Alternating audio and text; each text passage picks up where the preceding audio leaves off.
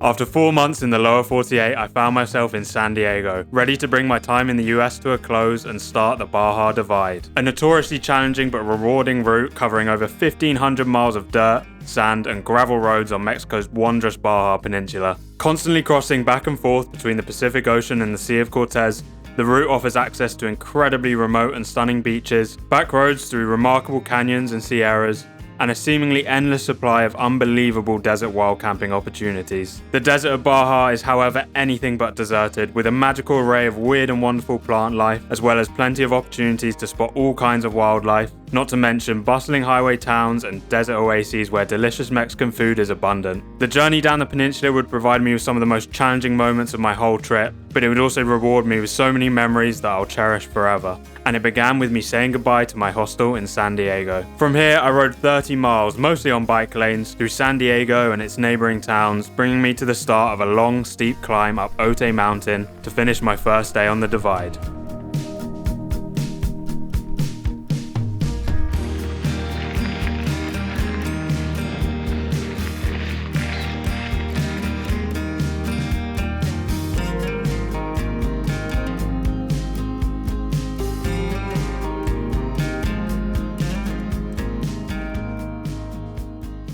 I've made it almost halfway up the climb and the sun is pretty much set, so this little pull out by the side of the road is going to have to do for my campsite tonight.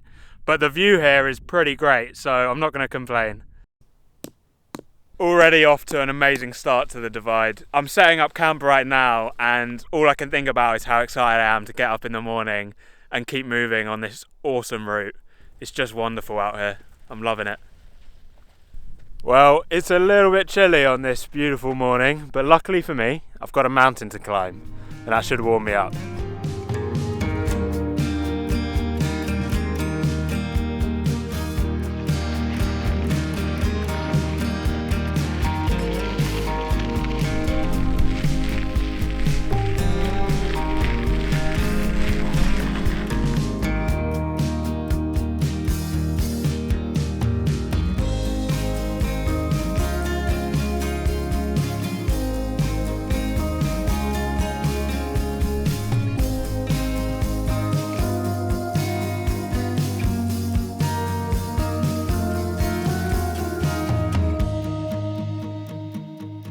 That was one of the best descents I've ever done. The views of the surrounding mountains were just insane. And the road was really smooth, so I was actually able to pick up quite a bit of pace.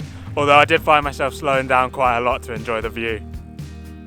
Then I got to what I thought was a closed gate and I was getting ready to hop over the fence next to it. And the nearby ranch owner came out to unlock it for me and realised that it was actually wide open and I could have just walked through. I didn't even check. Thank you very much.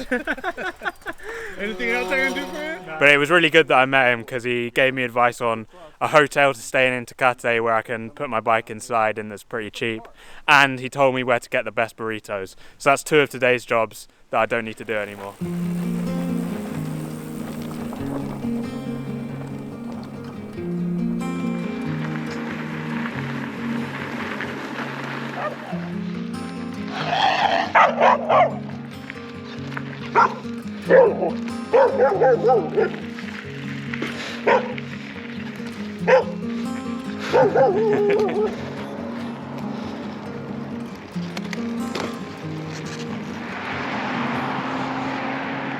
Two more miles. After a lot more climbing, this time on highways, I'm now actually at the border. I can see it for the first time and hopefully pretty quickly I'll be in Mexico.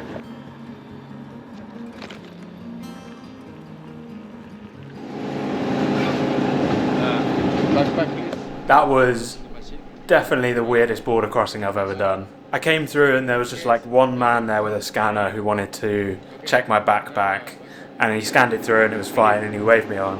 And then I just carried on walking, and before I knew it I was just in Mexico and no one had stopped me, no one had checked my passport or anything. And I was like, this just can't be right, this doesn't seem right at all. So I went back across the border, back into the US, and then found that there was an immigration office I was supposed to go to. But no one tells you that, and there's no directions or anything. You just kind of left to your own devices. And I went in there and I'd done and paid for the immigration form online and for my visa. and I just couldn't get the email link to work, so I ended up having to pay for it all again, which is really annoying because it was like $30. But I am now in Mexico, which is really exciting, and I already feel really welcome here. I've been here like 10 minutes and I've already had like 2 random people just start a conversation with me who are super friendly, and yeah, it's made me feel really welcome and really excited to be here.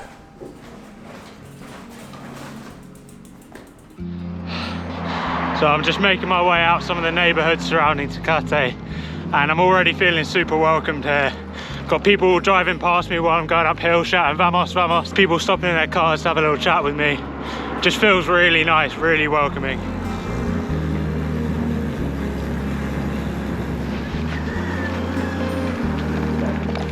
Hey buddy.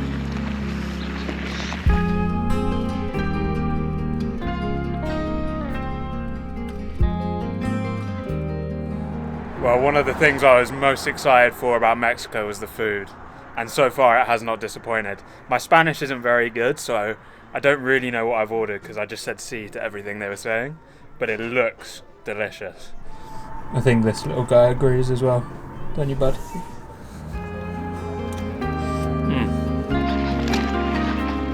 Hey, buddy.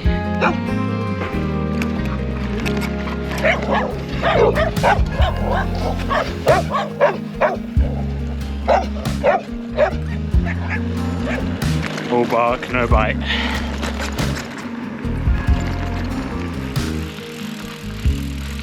I've made it out of the towns now and I'm up into the mountains where I'll be spending the next couple of days making my way through them before I get to the next town.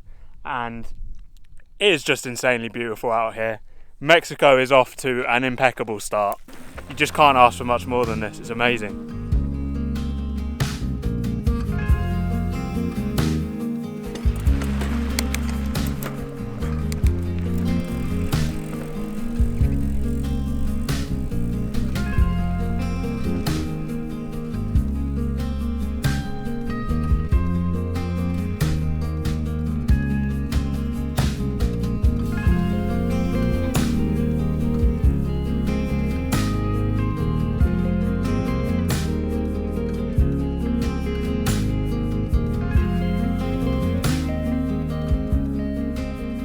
I think this will do nicely for a spot tonight.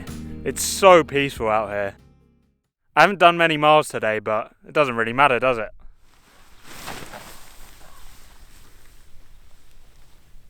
I love camping in spots like this because you're just surrounded by all the mountains, and in the morning when it's a little bit colder you get to start your day off with a nice big climb to warm yourself up. It's just perfect, really.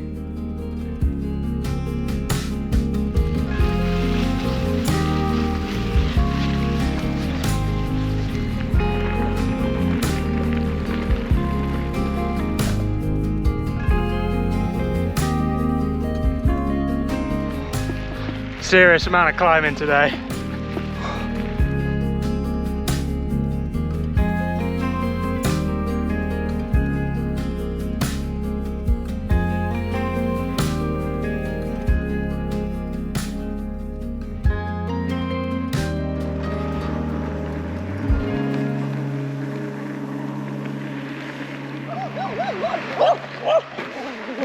Hello guys.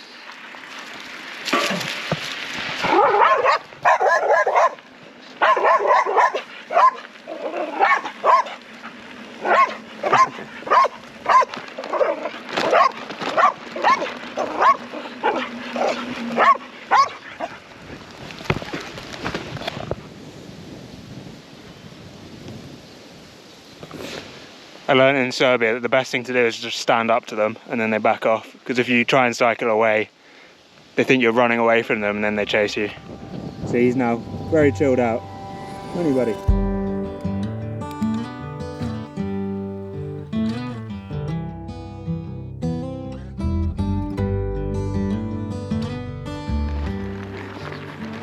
So today I planned on doing one more big climb, which would take me to the highest point of the Baja Divide, and then I was going to try and find a wild camping spot up there. But just before I got to that climb, I saw a sign outside one of these ranches that said coffee. So I decided to stop, and one of the guys at the ranch came over and let me through. and told me that basically I could camp here for free, which is just brilliant. And there's a coffee shop here, so I'm going to get a proper coffee in the morning. I think he's cooking me some dinner as well. Yeah, there was the leg of a deer being chopped up when I last saw him, so I think I'm going to eat pretty good tonight. The hospitality in this country is just something different. I've never experienced anything like it, and this is only the start.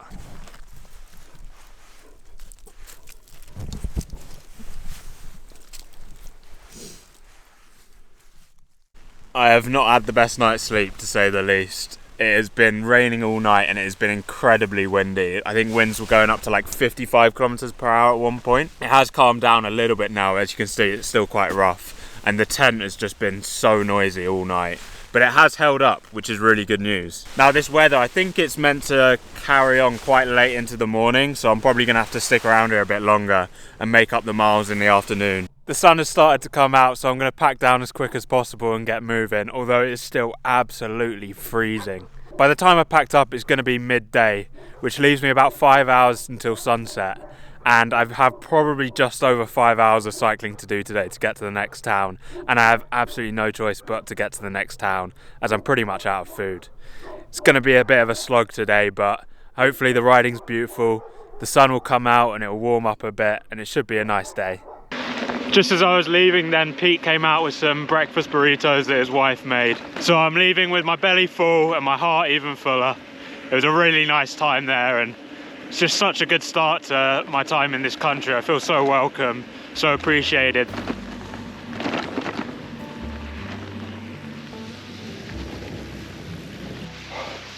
So to get to this town, I need to climb about 1,800 feet.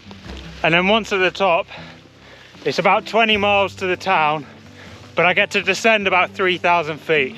So unless it's too muddy, it should be fairly easy once I'm there. Just gotta get to the top as quick as possible.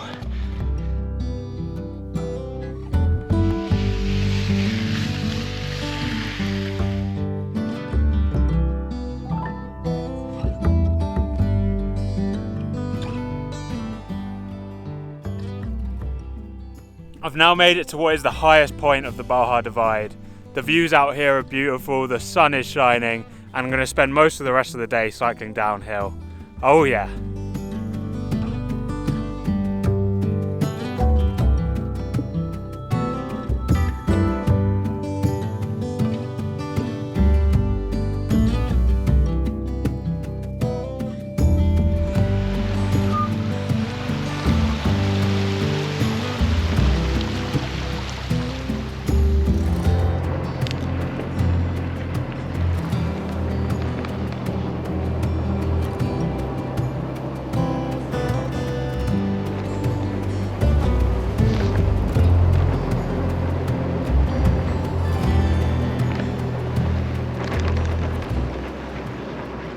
The sun is very quickly setting over those mountains, and I'm very nearly at the town, so I've got there just in time, but I'm gonna have to find some food and a camp spot as quick as possible.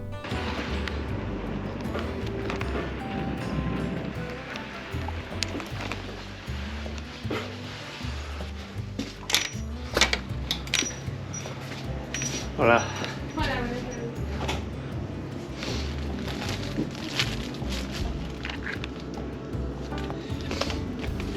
Gracias.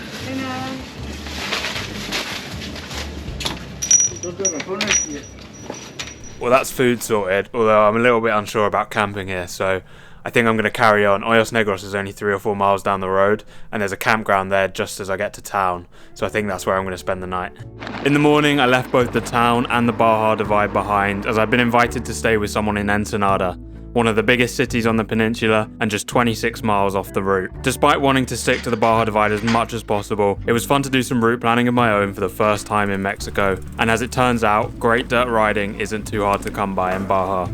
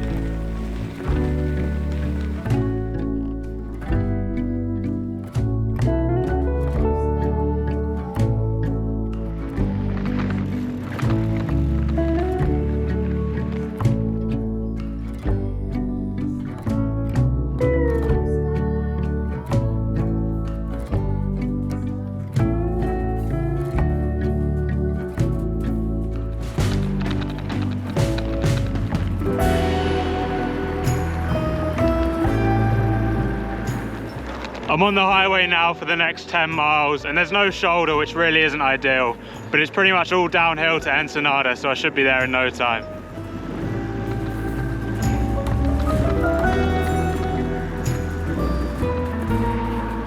I ended up spending a few days in Ensenada, eating tons of great food and enjoying incredible Mexican hospitality before I set off to rejoin the Baja Divide. I'm now making my way out of Ensenada after a really amazing weekend here, staying with a local. And as if my time in Ensenada wasn't already good enough, just as I was leaving this morning, I stopped to get an empanada, and a lovely couple came and sat down nearby me and were chatting to me, and just when I went to go pay, they let me know that it had been taken care of. It's just so kind. I'm already completely in love with Mexico. This place is incredible. And today I'm just making my way down the highway to reconnect with the Baja Divide. It's going to give me a little taste of what it'd be like to travel down the peninsula without going off-road.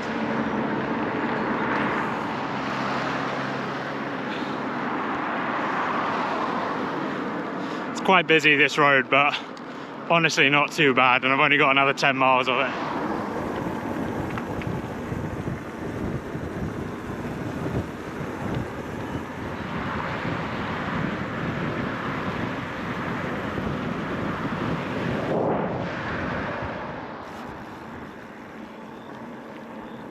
After some pretty beautiful miles of highway, I've now made it back onto the Baja Divide route, and I'm in a tiny little town where there's a beautiful campground that's just surrounded by mountains. It's a really nice spot, and I think this is where I'm going to spend the night.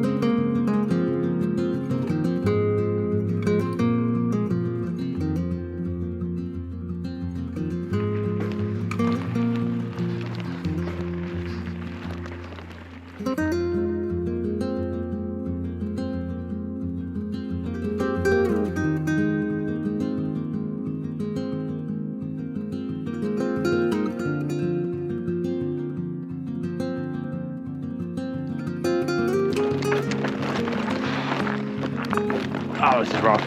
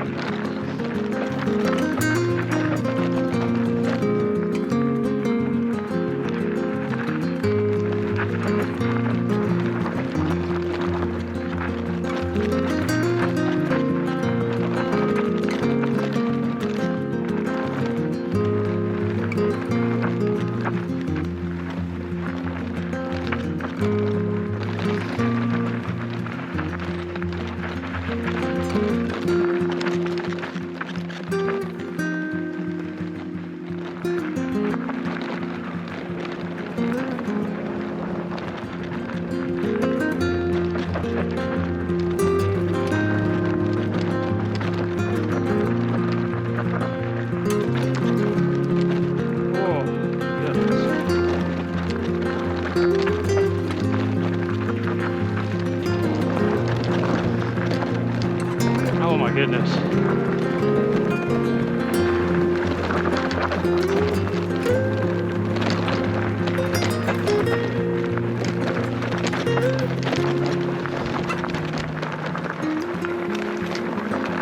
Go on. Oh yeah. Oh yeah. That's more like it. Woo!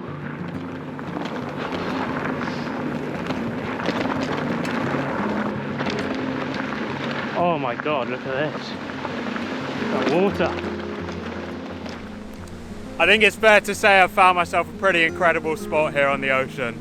It's a really nice change of scenery after so long in high desert, and it is just so beautiful out here. The clouds have cleared up as well, so there should be an amazing sunset tonight. I'm really, really happy to be here. So this is going to be my go-to camping meal while I'm on the Baja Divide. There's never many days between resupply, so I can actually eat fruit and veg, which is a real treat after the US. So I've picked up refried beans. These are normally about $1. They're a little bit more expensive this time. And these actually have chorizo in, so it should be really good. And I get myself an avocado, some tomatoes, some onions, some limes, and of course some salsa, and then a load of tortillas. And with all of that, I make tacos. That is just such a treat. It's so much better, it's so much healthier, and it's so much cheaper than everything I was eating at camp in the US. I'm very, very happy here.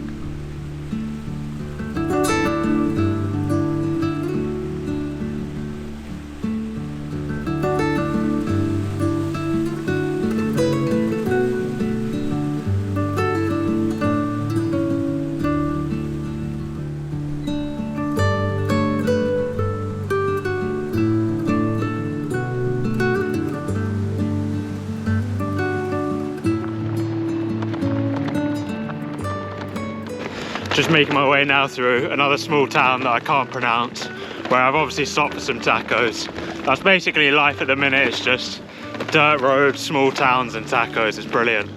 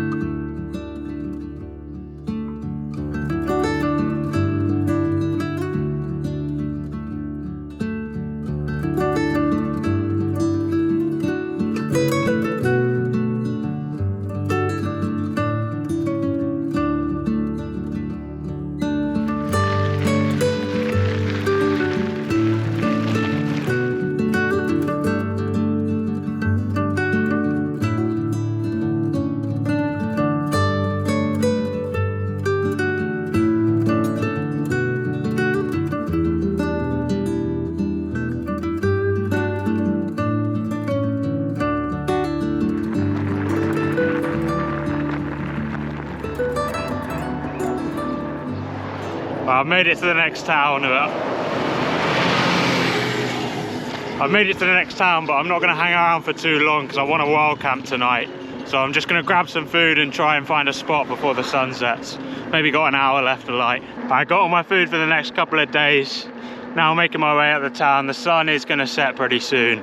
So hopefully I can find a wild camp spot just a couple of miles away. Alright, I'm going off the road and I think this is going to take me somewhere sneaky I can camp tonight.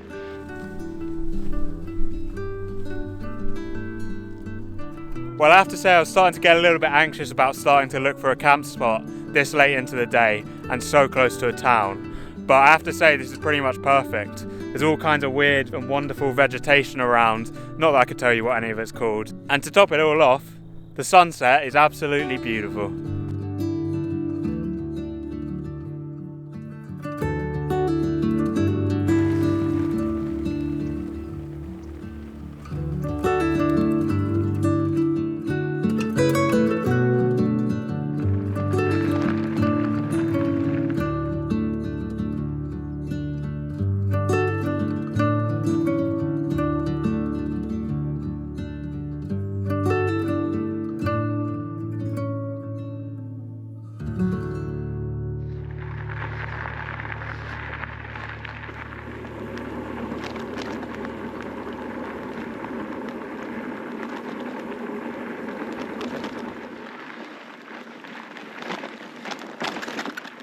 Come across a tiny little town, so I've stopped for a drink and some mystery pastry, which looks quite nice.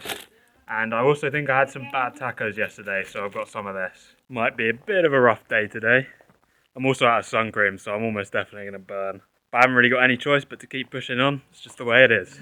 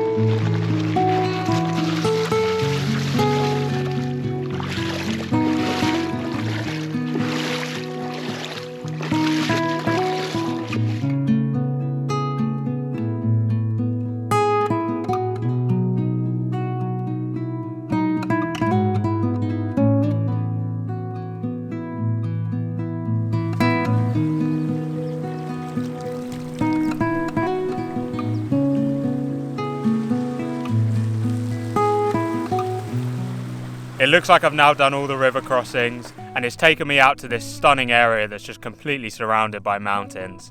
And it's here that I'll start a roughly 2,000 foot climb up to a ranch where I'll be camping tonight.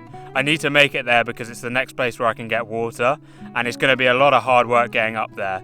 But if it's this amazing double track the whole way, I'm going to have a great time.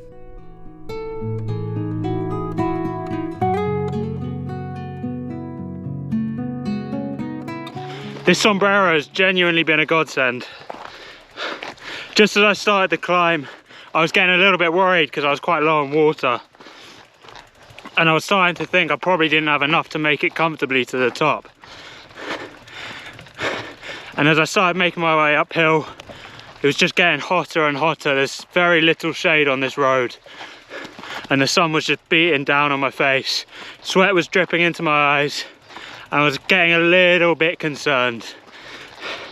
And just as I was thinking I could really do with a hat, there it is by the side of the road.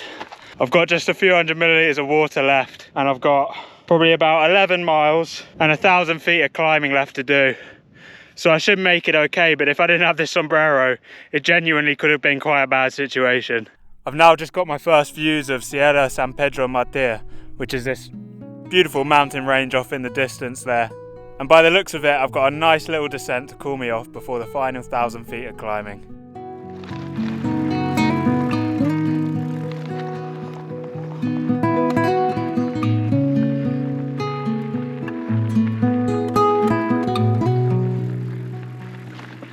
I believe the point I'm at right now is called Buena Vista, which I'm pretty sure translates to good view.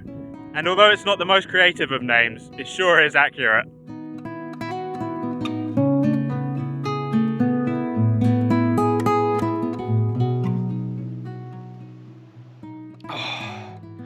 And that is the last of my water. I'm only about 8 miles, although there's a lot of climbing in that from the ranch. So I'm pretty confident I'll make it. I'll be absolutely fine. It's just gonna be a thirsty 8 miles.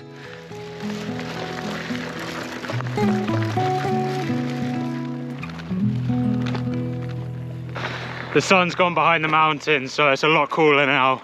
And I've been pretty deep in the zone for the last half an hour, so I'm almost there. I think it's just a couple of miles away now. Oh, this has been one of the toughest days of my trip, without a doubt.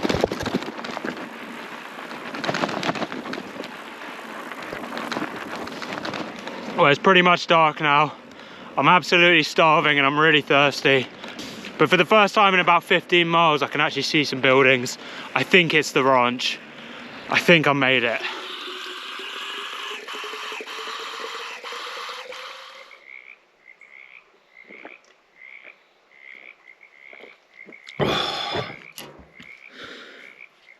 That might be one of the best drinks I've ever had.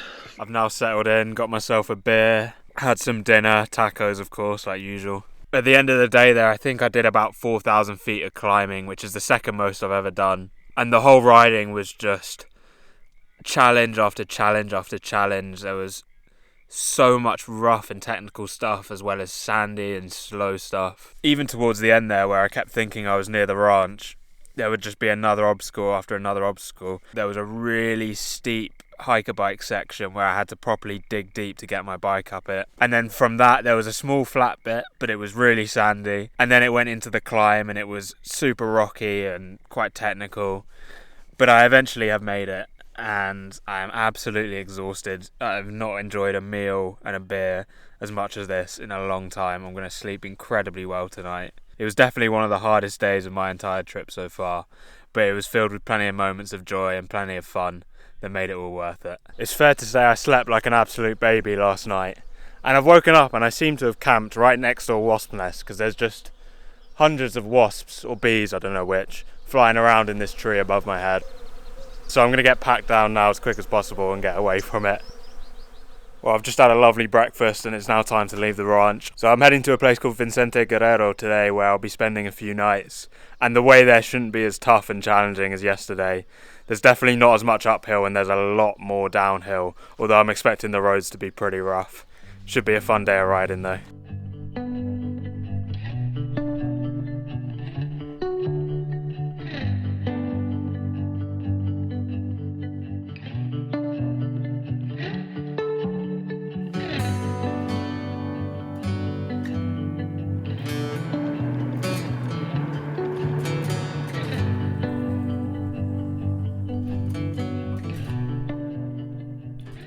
This section of the route's pretty cool because it's a completely private road which cyclists are allowed to use at permission of the Melling family, who own a lot of the ranches around here, including the one I stayed at last night.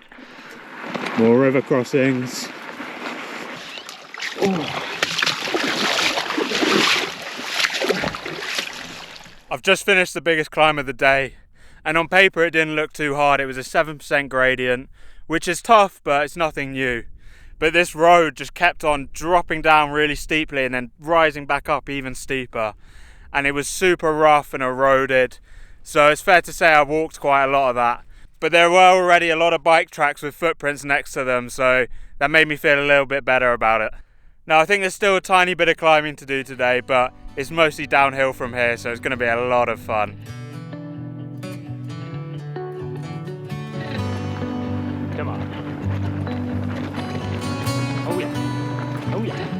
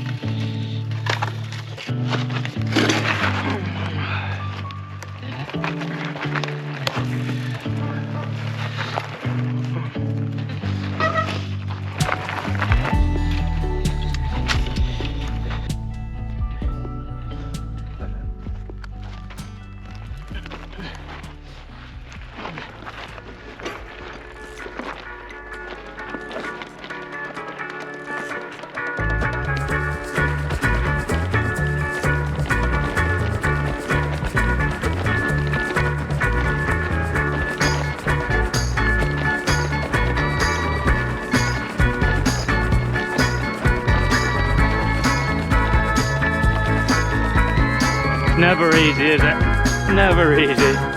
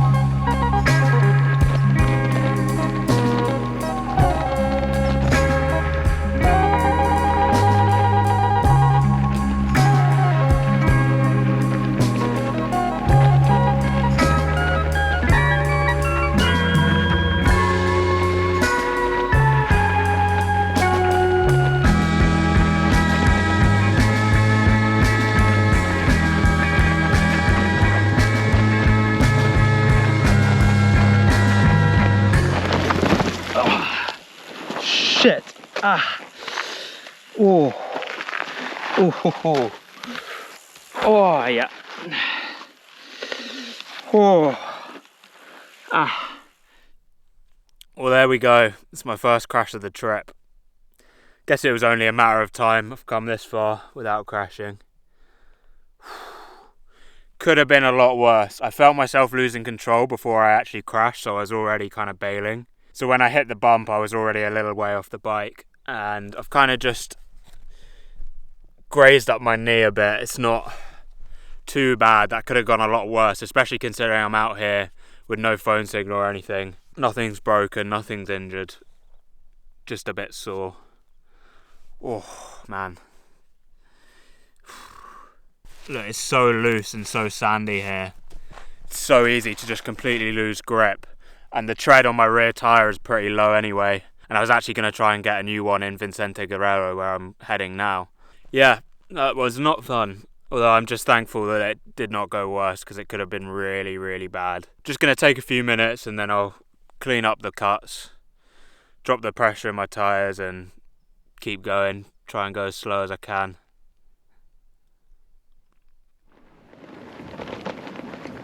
I made it the rest of the way down that climb. Granted, a lot slower and more carefully than I was going before. And then when I got to the bottom, I turned onto what I thought was going to be an actual road, and it turned out to just be thick, deep sand for about 2 miles. And then I came through that onto a road, and suddenly it got like insanely misty. I was like basically in the clouds. It's weird, the Baja Divide seems to have this wonderful way of throwing hurdle after hurdle at you.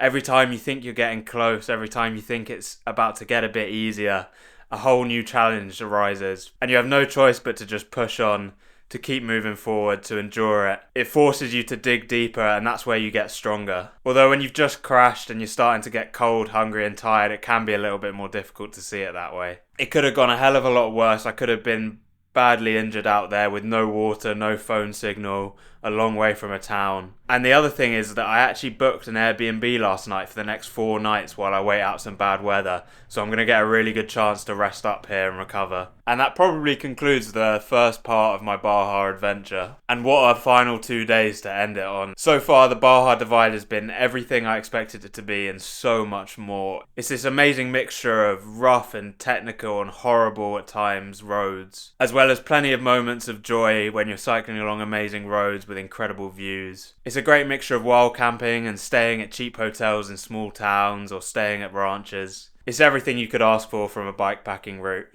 And right now I should be feeling beaten down and exhausted from the last 2 days that I've had. But all I'm really feeling is gratitude to be out here and excitement that I get to do this for another 1,400 miles. Now I'm going to go find myself some harder and tacos.